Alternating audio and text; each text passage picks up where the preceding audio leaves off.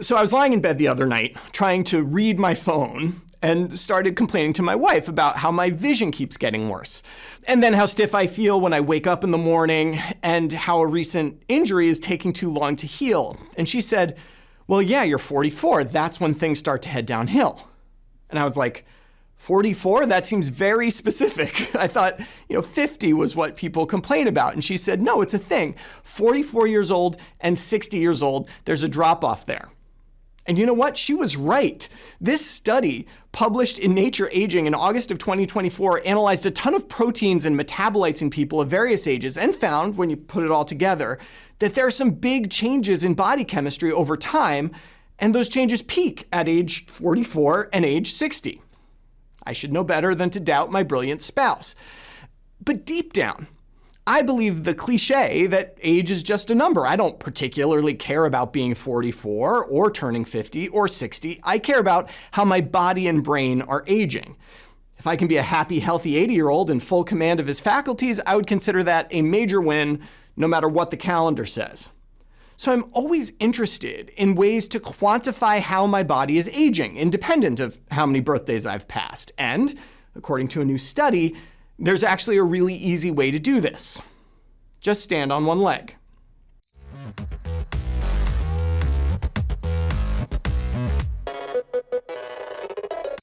The surprising results come from this study appearing in PLOS One that analyzed 40 individuals, half under 65, half over 65, across a variety of domains of strength, balance, and gait. The conceit of the study? We all know that things like strength and balance worsen over time, but what worsens fastest? What might be the best metric to tell us how our bodies are aging?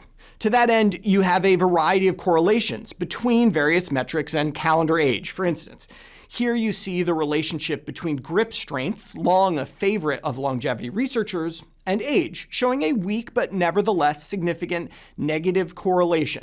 As age increases, grip strength goes down. Men, inexplicably in pink, have higher grip strength overall, and women, confusingly in blue, lower. Somewhat less strong correlations were seen for knee strength. What about balance? To assess this, the researchers had the participants stand on a pressure plate. In one scenario, they did this with eyes open and the next with eyes closed. They then measured how much the pressure varied around the center of the individual on the plate, basically how much the person swayed while they were standing there. Sway increased as age increased, and sway increased a bit more with eyes closed than with eyes open. But the strongest correlation between any of these metrics and age was a simple one. How long can you stand on one leg?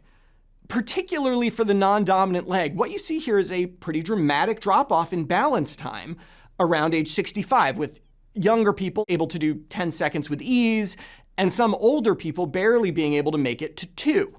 I, of course, had to try this for myself, and as I was standing around on one leg, it became clear to me exactly why this might be a good metric.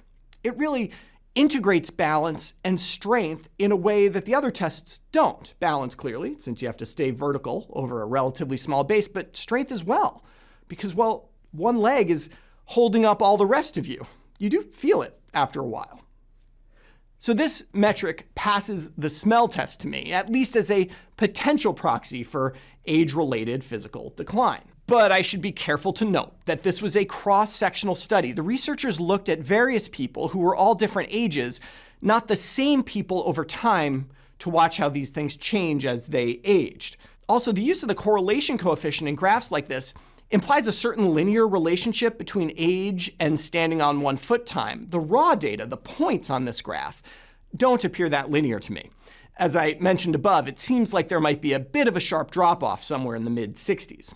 That means that we may not be able to use this as a sensitive test for aging that slowly changes as your body gets older.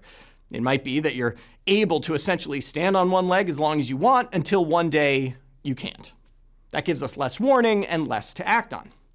And finally, we don't know that changing this metric will change your health for the better. I'm sure a good physiatrist or physical therapist could design some exercises to increase any of our standing on one leg times. And no doubt with practice, you could get your numbers way up. But that doesn't necessarily mean you're healthier. It's like teaching to the test. You might score better on the standardized exam, but you didn't really learn the material.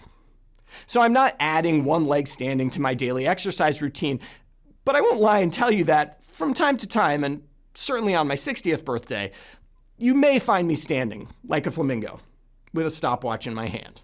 For Medscape, I'm Perry Wilson.